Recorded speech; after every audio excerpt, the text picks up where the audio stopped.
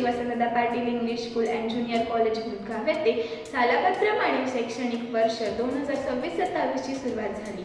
ही सुरुवात छत्रपती शिवाजी महाराजांच्या राज्याभिषेक दिनाचे औचित्य साधून करण्यात आले।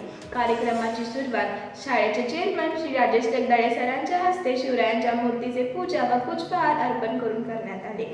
यावेळी विद्यार्थ्यांनी लाठीकाठीचे प्रात्यक्षिक सादर केले।